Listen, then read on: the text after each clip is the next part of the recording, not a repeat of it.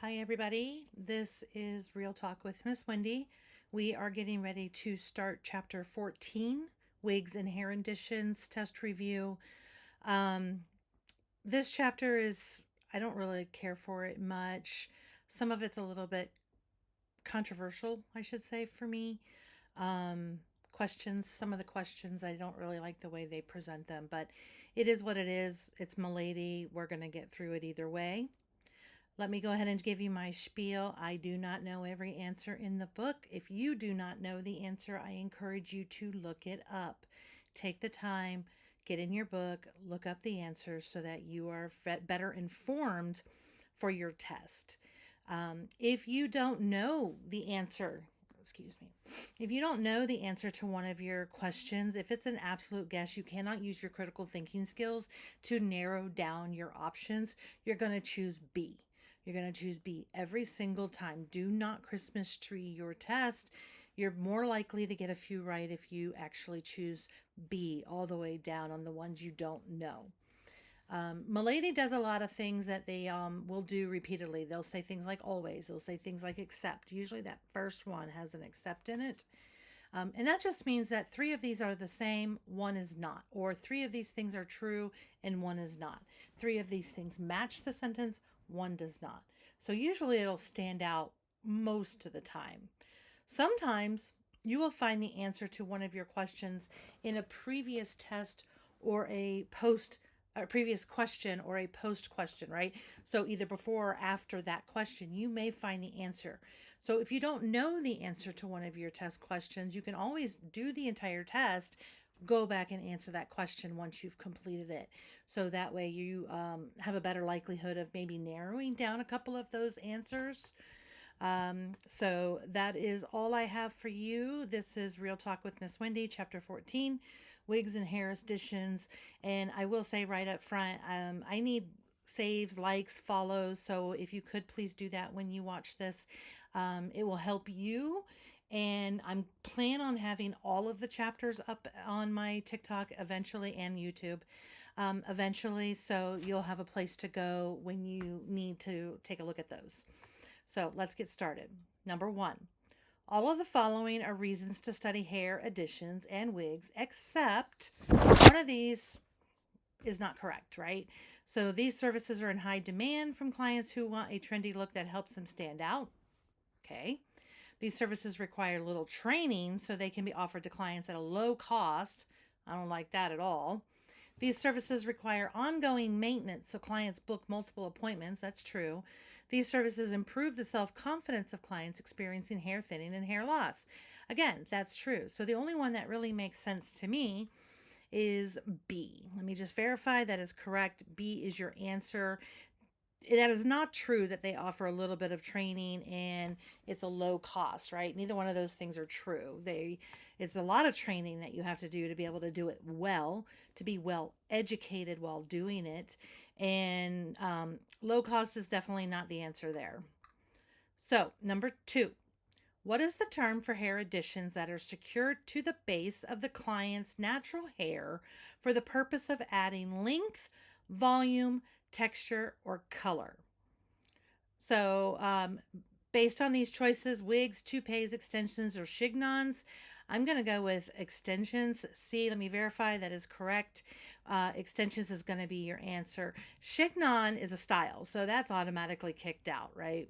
Wigs and toupees, they don't go at the base of the client's natural hair to add length like an extension does. So your answer must be extensions, C. Which of the following statements about questions to ask during a hair addition consultation is true? I hate this question. I don't like it. I don't like the way it's worded, but we're going to do it anyways. And the answers are long, and you know how much I love the long answers. So, insert sarcasm. It is unnecessary to ask clients if they are experiencing hair loss because their hair loss would be easily visible.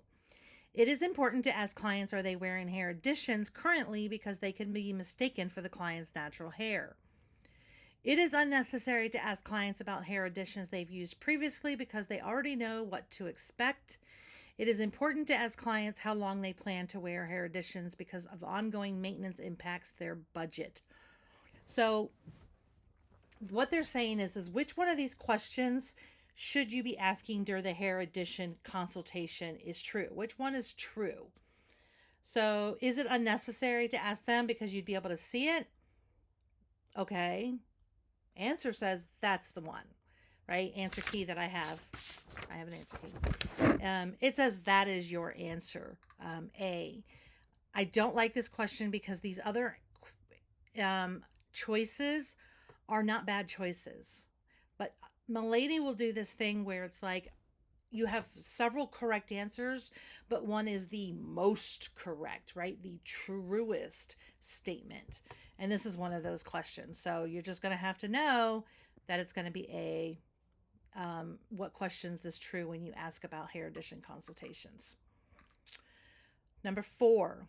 What is the purpose of conducting a consultation for hair addition services? So why do we do it? Why do we do a consultation? So we can set a cap on the cost of services, so we can explain care instructions in detail, so we can establish realistic expectations, or we can identify the reason for hair loss. I do believe it is C, but let me verify. Yeah, C is correct. We're going to use the consultation to establish a realistic expectation. Some people don't understand the limitations of extensions, wigs, wiglets, any of those type of services. They don't understand realistically what they should expect. So having that consultation and really informing your client is super important. Number 5, which hair fiber typically offers the best quality and provides the closest match to the wearer's natural hair? Synthetic, animal, Remy, or cuticle free? Your answer is Remy. Let me just verify. Yes, Remy is your answer. It's a type of hair, very, very natural, very good quality hair. So that's the one you're going to want to use. That should be your standard. All right, number 6. A client who has curly hair is considering extensions. The client wants a cost-effective option that looks natural, easy to maintain, and provides a long-lasting style. What material should the cosmetologist recommend? Fallen hair, hair with intact cuticle layers, virgin East Indian hair, or synthetic fibers? I believe our answer is synthetic fibers. Number 6 is correct, synthetic fibers. That's the one that's going to last the longest for the styling, right? Real hair or human hair or even, what do you call it, mixed hair, is not going to last as long in your style, right? Those styles for synthetic fibers are locked in. So that it's going to be easier for them to maintain and it's going to last the longest. Number 7, what advantage does human hair have over synthetic hair? So why would we use human hair over a synthetic option? Human hair can be styled with flat irons. That is true. Human hair retains color without fading. Human hair is more cost effective. Human hair requires less maintenance. So the only one that actually makes sense is A. Let me just verify. Yeah, A is your answer. Human hair can be styled with flat irons because it's human hair. Synthetic hair cannot have heat on it, right? So we cannot style synthetic hair with a flat iron. Number 8, which cost-effective hair fiber is both naturally reflective and multicolored? Kanekalon, synthetic, turned hair, or yak wool? I do believe we're talking about yak wool. Let me see. D is correct. Yak wool is going to be your answer. That is the only one that is naturally reflective. So that's the one you're going to want to choose. 9. A lengthy strip of human or synthetic hair that has a threaded edge is known as a what? A weave, a track, a weft, or a cylinder? Should be weft. 9, yes, weft is your answer. It's the only one that has that sewn edge along the top that you would also then sew to the hair. Number 10. Which of the following describes fusion bonding? Secure the extension by sewing braids onto the client's existing on-scalp braid. Attach the extension hair to the client's hair by using a heat-active material. Insert the extension hair into a link of the client's hair that has been created near the scalp. or adhere a tape-in extension below and on top of thin horizontal sections of the client's hair. Well, we're talking about fusion bonding. So the only one that is fusion bonding is the heat activated material. That's how we're going to attach the extension to the client's hair. That is fusion bonding. So your answer is B. Which hair extensions allow for natural movement are a good choice for chemically damaged hair, can be reused, and are not overly time consuming? Braid and sew, tape in, fusion bonding, or linking. Right. So you have to think of all of these things, right? One big clue is, can it be reused? Fusion bonding, not so easily. Linking, maybe you could use some of it again. Braid and sew, that doesn't give you natural movement. The only one that should be the answer is B, tape in. Let me verify that is correct. Tape in is going to be your answer. That is the one that is great for chemically damaged hair, can be reused, is not overly time consuming, and allows natural movement. Number 12, with the linking method, what is the general process for securing hair extensions to the client's natural hair? Place the extension in the natural hair in a cylinder and then pinch the cylinder flat using specialized pliers.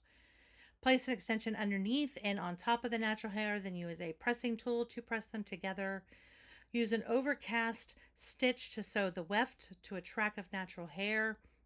Use a heat-activated bonding material to attach individual strands of the extension hair to the natural hair. I believe we are talking about the one with the tool. Number 12 is A.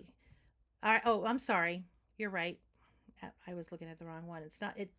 You're pinching it with a specialized pliers, which is a tool. I read tool right here on top. So answer is A. It's the one that you're going to pinch the cylinder and close the hair over your natural hair. Number 13. Which of the following care instructions helps clients keep their hair extensions in good shape? Take frequent steam showers to add essential moisture. Wash daily to remove the natural oils. Sleep on satin pillowcase to stop the hair from matting, or blow dry with high heat to setting to lock in the style. I should be C. Let me just verify. Yes, C is your answer. If you have hair extensions and you want them to stay in good shape, you're definitely going to want to sleep on a satin pillowcase. That's going to stop the hair from matting. It keeps everything kind of moving in the right direction. Number 14. A busy client who has healthy short hair wants to get hair extensions. The client needs extensions that can be added quickly and will be long lasting because the client doesn't have time for lengthy salon appointments. What method should the stylist recommend? Braid and sew in with added fiber filler, tape in extensions with lightweight adhesive, linking and interspersed clip-in extensions, or fusion bonding that uses keratin-based tips. Short hair, we're probably talking about braid and sew. Let me just verify that. It is correct. Braid and sew with added fiber filler is what you're going to want to use when the hair is short. That can be added quickly and it's long lasting, excuse me. Number 15. Which wig type would work best for a client who has thin hair, desires versatility, wants a highly realistic look, and has a stabilized budget? Machine-made cap wig, hand-tied cap wig, hand-tied capless wig, or machine-made capless wig? I believe we are talking about, so we don't want anything that's capless, right? So we want to kind of get away from that. So in between machine-made and hand-tied, the hand-tied is definitely going to have a little bit more versatility. It's going to also look a little bit more realistic because it's hand tied. So 15 is B. 16. Which of the following is considered best practice when caring for wigs and wig tools? Use high quality shears to cut the wigs that have an appearance enhancing coating. Shampoo the client's scalp and the wig before applying adhesive remover. Avoid using wig blocks that contain cork when storing wigs for long periods, and replace plastic bristle brushes as soon as the first rounded tip breaks off. We are talking about wigs and wig tools. right? So this is another question. I don't really like the way they formatted it, right? So what is the best practice when caring for wigs and wig tools? It's D. Replace the plastic bristle brushes as soon as the first rounded tip breaks off. Number 16 is D. So when your bristle brushes start to get kind of wore out and your little knobbies start to break off, that is when you want to replace it. It's going to create damage for the wig. 17. Which of the following is a disadvantage of wearing machine made wigs? Higher price, cannot be shampooed, heftier weight, inability to style. So a machine made wig is wherever it's laid, that's exactly where it stays, right? It's not going to be able to switch your part or push it forward or push it back, really, not really. The inability to style should be your answer, is correct. D. Number 18. What is the result of using vertical sections when dry free-form cutting a wig? Heaviness, lightness, beveled edges, or round edges, right? So you got to think in terms of this question is the same whether you're cutting a wig or you're cutting human hair on the head that grows out of their scalp, right? If I use vertical sections, I am going to create lightness. I am removing weight. Vertical sections remove weight. Okay, so that's going to create lightness. Let me just verify. Yeah, lightness is correct. Number 19. Which technique would cause a wig to look less natural? Working the fingers and the palms through the hair, blow drying the hair gently around the face, using dry free form cutting, cutting the hair when wet. So you don't want to cut wigs wet. You want to do them dry so that you can see how they lay. Make sure they're going to lay nice and natural. All right, so 19 is D. Cutting the hair when wet is something that you don't want to do because it's going to create gaps. It's going to create these wavy gravy kind of things. Number 20. A client has hair that is starting to look thin, especially near the top. The client wants a solution that adds density, is easy to manage, stays in place, and looks natural. What should the cosmetologist recommend? A clip-in weft, a bandeau, an integration hairpiece, or a half wig? Well, so between these, our answer is going to be C, integration hairpiece, I do believe. Yes. So that is going to allow the cosmetologist to keep some of their, to keep it looking natural and it's integrating into their own hair. Okay, so C is your answer, integration hairpiece. Small wigs used to conceal pattern baldness on top of the head are called what? Toupees, fashion hairpieces, integrated hairpiece, or extensions. All right, well, I got two options, toupees or integrated hairpieces. I believe we're talking about toupees. 21 is A, toupees. So that is going to be great for male pattern baldness. I'm sorry, it doesn't even say male, it just says pattern baldness.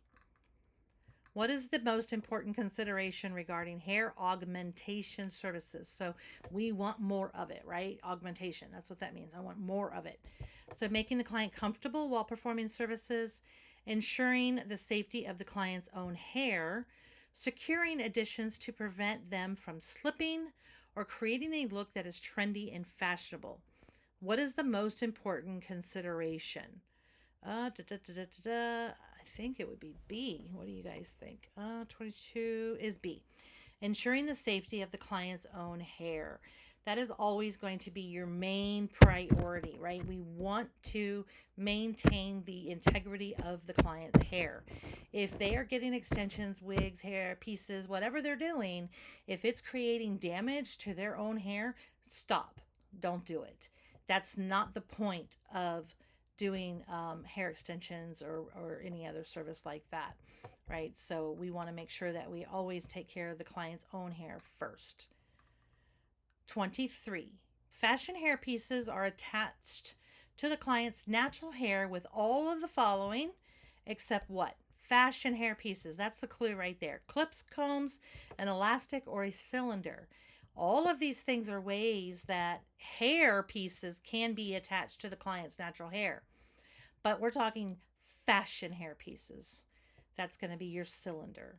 You don't put fashion hair pieces in the hair with a cylinder. You're going to use an elastic, a clip, or a comb. So 23 should be D, correct. 24. Which of the following should be used when coloring or perming a wig? A cap wig, a T-pin, a leave-in conditioner, or a wig block? None of them really make that good a sense except for a wig block. So the answer for 24 is D, wig block. Incidentally, T-pin, you do use T-pins to block or to attach the wig to the wig block, but in all honesty, if you're perming, you shouldn't be using metal. Metal will interact with perm solution, just as a side note. Number 25, a hairpiece has opening in the base through which the client's own hair is pulled to blend with the natural or synthetic hair of the hairpiece. Wiglet, switch, integration, cascade. So this is another question that I don't really care for. This is not my favorite chapter if you haven't figured that out yet. The wiglet is an integration piece. Okay, so BA is yes, but really the answer is C because it's the most correct. Let me just verify. Yeah, it's the most correct answer. Integration hairpiece has an opening at the base through which the client's own hair is pulled to blend with the natural or synthetic hair of the hairpiece. So integration is the route you want to go. That is all I have for this chapter. Again, this is chapter 14, Wigs and Hair Additions. Read this, look at it, watch it, listen to it before your test. Get your brain going in the right direction. I am asking that if you enjoyed this, please do the likes, the saves, the follows, so other students can find me as well. Best of luck, guys. Have a great day.